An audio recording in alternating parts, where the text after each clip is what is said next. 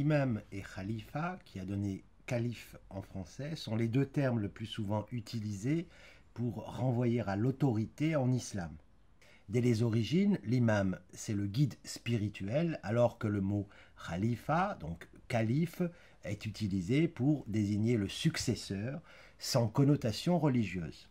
Progressivement, après la mort du prophète, le titre de calife s'impose à tous pour désigner le chef de la communauté. C'est le cas pour les sunnites, mais aussi pour les chiites, même si ces derniers ont toujours préféré utiliser le mot imam.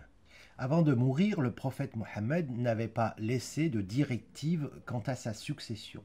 Dès lors, les modes de nomination du chef de la communauté ont fluctué et des conflits ont éclaté. Il faut distinguer finalement les cas des premiers califes, les 4 premiers califes qu'on appelle les califes bien guidés, en tout cas que les historiens musulmans appellent les califes bien guidés, et les califes suivants. Les 4 premiers califes tirent surtout leur légitimité du fait qu'on leur prête allégeance. Les compagnons du prophète en particulier leur prêtent un serment d'allégeance, bay'a en arabe. Quant aux califes suivants, ils prennent le pouvoir par la force et créent des dynasties califales. La première de ces dynasties est la dynastie omeyyade, à laquelle succède, à partir de 750, la dynastie abbasside. D'autres dynasties créent des califats concurrents au Xe siècle. Le califat omeyyade d'Espagne règne de 929 à 1031.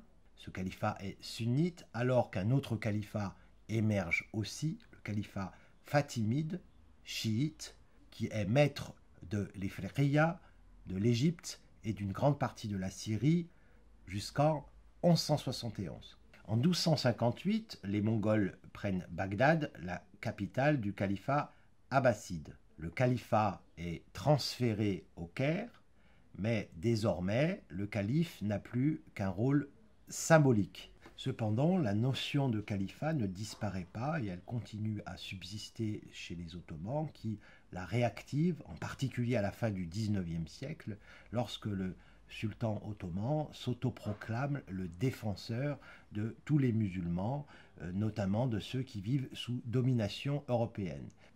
Après la Première Guerre mondiale, l'Empire ottoman disparaît, le califat est aboli. Certains intellectuels et des hommes politiques réagissent. Parmi eux, des intellectuels vont même jusqu'à réclamer la réactivation, la renaissance du califat. D'autres, au contraire, sont plus réticents et expliquent que de toute façon, le califat n'est qu'une institution temporelle. En d'autres termes, les musulmans peuvent vivre sous n'importe quel régime politique. Après la Seconde Guerre mondiale, l'idée de réunir l'ensemble des musulmans derrière un chef suprême tombe en désuétude, même si certains tenants de l'islamisme politique tentent ponctuellement de lui redonner vie.